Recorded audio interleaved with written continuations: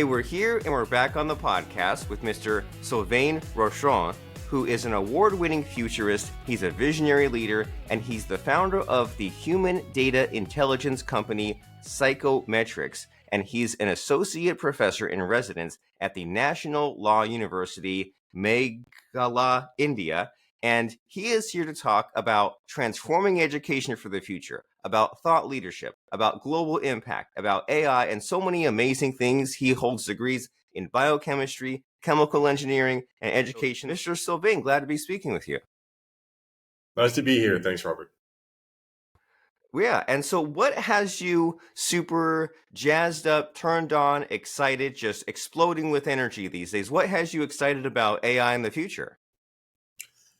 Well, I realized in about 2016 that we were in an amazing space in the world, like an amazing time, because I could foresee using technologies and what we knew about ourselves, that we could create an amazing future, a future where people don't need to work for a living anymore, where everything is abundant, where we can be potentially free from all sorts of problems, even ailments, essentially even ultimately live forever. Like there's all these amazing things that are going on.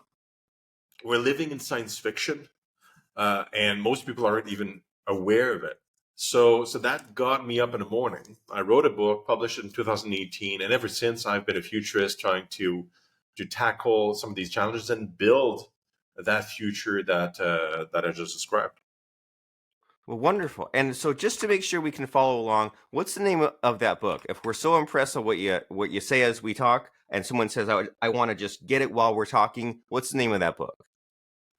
The book is called Engineering Paradise. Are you ready?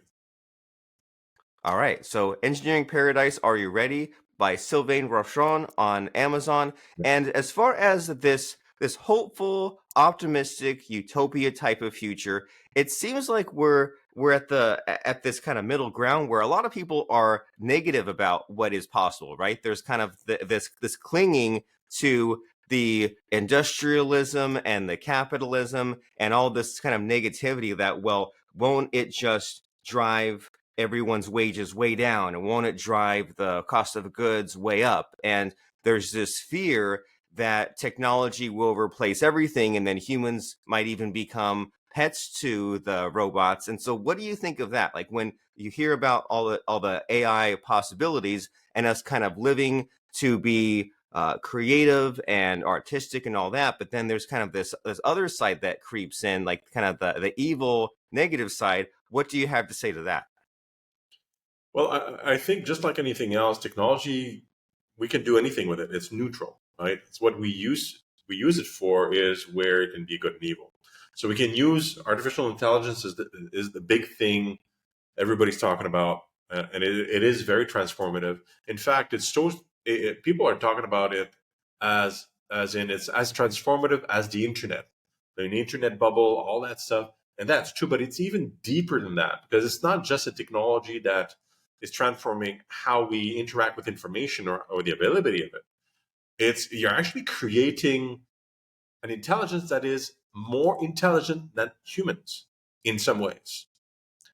We're not trying to replace humans with it. At least I don't think we need more humans. We have plenty. We don't need to create intelligence that is replacing humans. We want intelligences that is freeing our humanity. That's the positive spin on it. We, since millennia, have been struggling with scarcity, trying to make ends meet, trying to distribute a limited amount of goods amongst ourselves and using different systems, communism, democracy, or capitalism, monarchy, whatever. We've tried a lot of things, right, to try to just have a reasonably fair way to distribute goods, right? And we were the workhorses. And then the industrial revolution came where we figured, well, machines can do a lot of the work because we're terrible machines. We're not great at lifting things. We're kind of feeble, all that stuff. Amazing. Now we had computers. Computers have a certain level of intelligence, able to compute and do things that our minds would be able to do. So our muscles are duplicated in machines and our brains duplicated in machines. And now we are creating AI that is capable of reasoning very soon, and at least tackling tasks. And now we're thinking, wait a minute, like this is taking away who I am as a contributor of GDP and productivity in society, as a worker. And that's where what people are afraid of. It's like, wait a minute, this is my identity. And I'm here to say, like, this was imposed on you by necessity from before, because we had to be a worker to contribute to society. Now we can have AI, robotics, all these things potentially built to create all that productivity for us. And we get to be consumers. We get to enjoy the productivity. We don't need to be hands deep and, and arms deep and doing all this stuff. We can create a new society where our creations, our machines' intelligences are manufacturing, taking care of the environment, are calculating, extracting resources, making sure it's all attributed equally among the people in a world where things are abundant. Everybody can have what they need to eat and have a roof over our head. It's a completely different mindset, completely different world. We are in it now. We just don't. We're just still stuck in the old systems of scarcity. Okay, so we need to change our thinking and have this new perspective. And I like how you said how there's plenty of humans, right? And so now there's this kind of space here of what humans do and have done, and then maybe some of the AI is edging into that. But there's this other stuff that humans can be freed up to do. And as far as the exciting possibilities about AI, the I guess the joke is that AI has been all over the place for the past 20 years in e-commerce and all these other areas, but we just haven't noticed because it's not exciting, it's not sexy. And then ChatGPT came along a few years ago, and it seemed like it became more mainstream, right? Everyone kind of understood this idea that I can talk to it and I can tell it to write me a blog post about this, or like we can feed the transcript of this podcast that you and I are doing right now and make tweets about it. So that's kind of got more of understanding. But when you and I spoke a few days ago about like the medical and the chemistry possibilities with AI, or the way it's being used now, it kind of blew my mind. So can you tell us about just maybe what AI is doing and will continue to do that people need to know more about? Right. I'm going to use the example, but keep it short from what I told you last time. This is a story of AlphaFold. Basically, it's a hard problem when you're in the labs. You're trying to figure out how a protein is folded. So how it's folded in 3D space defines how it functions in the body. And we're full of enzymes and proteins. And if they don't work, they're not folded properly, we're in deep doo-doo, right? So we're trying to figure out, okay, how do proteins fold? And it's all meticulous work. It's manual. It's experimental. It's not. So we would figure out in labs, a few hundred or a few dozen a year around the world. And then AI on AlphaFold comes in and said, okay, we're just figuring out. And now they were able to figure out like 200,000 proteins within a year with 98% accuracy. And scientists are saying, well, problem solved, right? Now we know how to create proteins. And now another company comes along and says, great, now that we have that licked within a year, okay, now let's figure out how we can create new medicine. We know what the medicine needs as far as 3D space for protein. Reverse it back to figure out what the amino acid sequence is. And we're very good at producing amino acid sequences. So now it becomes a manufacturer for all sorts of medicine, a new way to actually do medicine. Same with genetic engineering, same with all sorts of stuff. We're integrating AI to figure things out that takes us a long, long time in a very short amount of time frame. And now we're advancing medical science at a super rapid pace. We're doing the same in programming. We're doing the same in all sorts of areas. And we're just started in applying AI in those areas. And we're seeing massive results. And if you're familiar about how technology advances, so one technology helps accelerate another technology, helps accelerate another technology. It's all kind of on top of each other.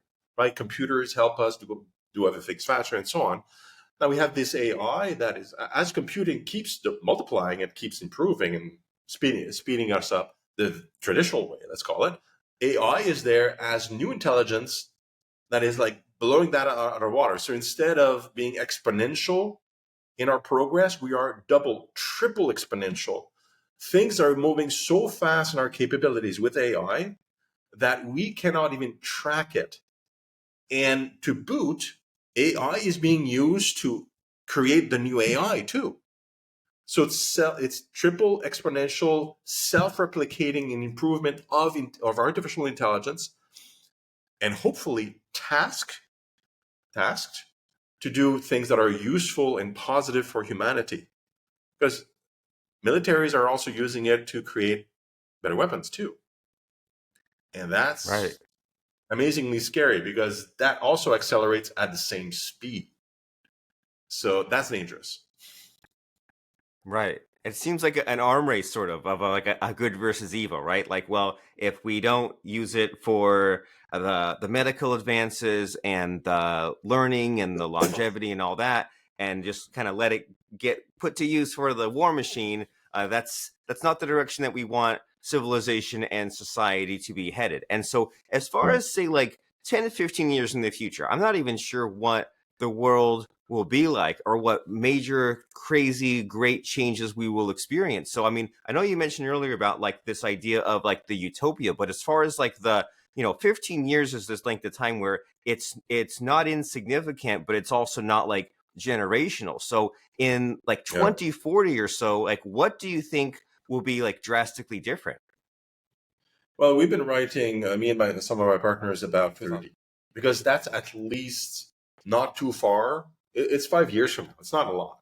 And then 2035, just being a bit beyond, because things are accelerating so fast, it's really hard to guess. Like things are moving way faster than we expected. But uh, when we're dealing with mechanics, like physical things, like robotics, or physical things, implementation of those actually take more time. But in software, it can go at light speed, right? But in hardware, it takes time. So at least there's a slowdown because there's a need for implementation of things in the real world or physical appendages and things like that in some cases. So that helps us kind of like bring it back to a reasonable speed, even though it's not intentional. It's just because the way it is.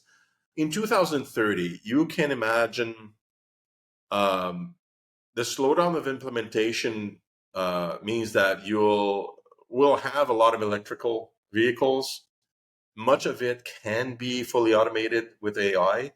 Implementation depends on regulations. We don't know how much of it is going to be there in 5 years, but definitely we're going to be far ahead in that. So a lot of countries are going to have automated vehicles on our streets. Education is going to have a major transformation. Education most likely is going to be hyper personalized, and there's a good chance that university degrees, like you wouldn't need to have to take lessons for 4 years to get a degree. You just use AI systems to gauge whether or not you know enough and you're competent enough to get a degree. So if you walk in the door, you get tested. If you via practice, out the door they give you the degree because the AI is going to evaluate you and don't even ever see a professor, for example. That's education that we can get into that. So people can learn in any way they want, and they get assessed as they learn. Basically, so there's no evaluations, no testing. So that's a bit different. In healthcare, we're going to be on our way to basically immortality. I can tell you right now, given the advancements in medical science, the first 1,000-year-old person is already alive today. The first person that will reach that age is already born. And there's a good chance you and I will live a couple of 100 years. Like I'm 50 years old, by the way. So there's a reasonable chance. That's medical science propelled by computing and now accelerated by AI. We already have medicine that extend the natural lifespan right now, approved by the FDA in the States. This has already started. You can imagine in 5 years you won't be doing whatever you're doing, like as a job or as an occupation. It will have shifted to something very different. most likely you'll be using AI heavily in whatever you're going to be doing at work. And you'll be more guiding tools like AI into doing most of the tasks instead of actually doing the task yourself. It's more about keeping them in doing what they're supposed to be doing, because AI can go a bit off rails, so you can basically guide them. And there's a reasonable chance that we're going to be in an employment crisis in only 5 years, where not enough people will have gainful employment available to them. They'll need to be entrepreneurs, gig workers, to get things started. And I think not enough people are able to be entrepreneurs because they don't have the mentality and mindset. So there's a massive reskilling issue that's going on that I don't think we'll be able to catch up with within the next 5 years. So people need to get on board the AI train right now, get really used to it and be proficient with it. And then you'll have an extended lifespan as a professional if you're able to use AI quite nicely.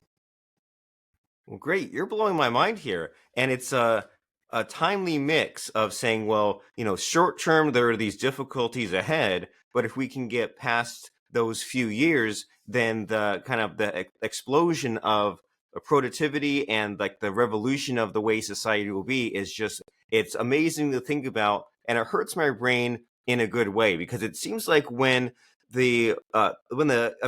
entrepreneurs have existed for centuries, right? But then you always thought, well, that was kind of like a small percentage of the population. That was just kind of an anomaly. And then when the gig workers came about, it was just like this middle ground that became more popular. You're thinking, like, okay, is this like a stopgap measure? Is this temporary? And then this sort of aha that like, well, it's kind of just pushing us towards the way, more of the way that it needs to go. It's saying, okay, well, we need to take this seriously. We need to pay attention. And some of these ideas you're talking about, like using AI a lot, like I'm kind of seeing like a little bit of a percentage of that and cracking the door open a little bit. And I find myself more and more like I use ChatGPT every day, and I'm always like saying like, well, here's my goals, here's my plan, here's this conversation I had. I'm having like another brain think things through.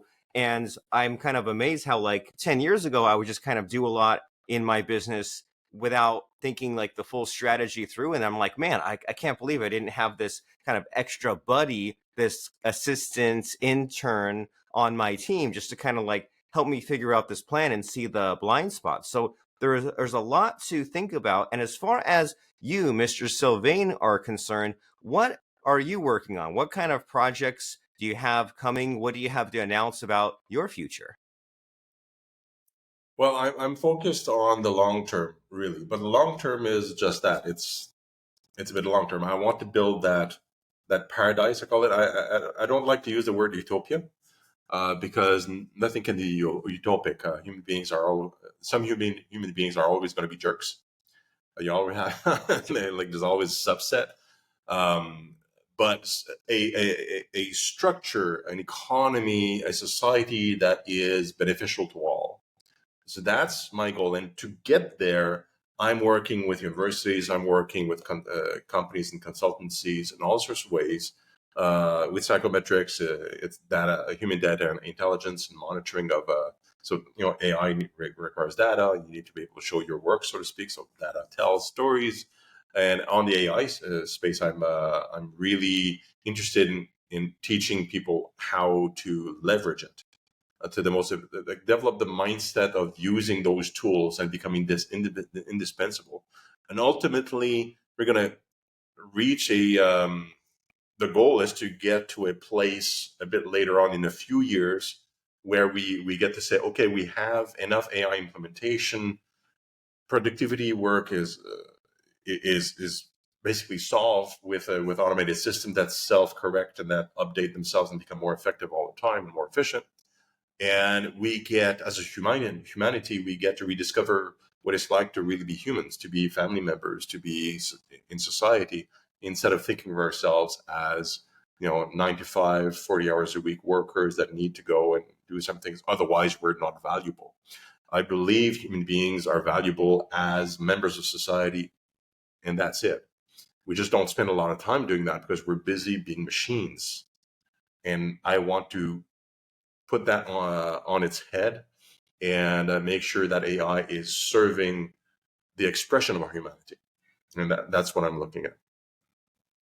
That's a tough nut to crack, but I think we can do it with your help. And it's kind of silly to think about this idea of retirement, right? That you spend all these decades of your life, you learn in this awkward way. It's not really personalized. You have to take these stressful tests and get all these skills that you're not really good at, you don't really like, just to go and commute to some job for decades on end. And you don't really like that either, but at least you're being a good little worker bee machine just to get to the near the end of your life, hopefully the last 20 or 30 years, just to then begin to enjoy time with your family and pursue hobbies and enrich yourself. And you're still valuable and you're still alive at that point, but it's just so many decades of like misery and compromise to get to I'm that point. exhausted. And yeah, and then you get exhausted and you say, "Oh, I want to travel, but now I'm too worn out, too old." And it seems ridiculous to look at it in those terms. Wouldn't it be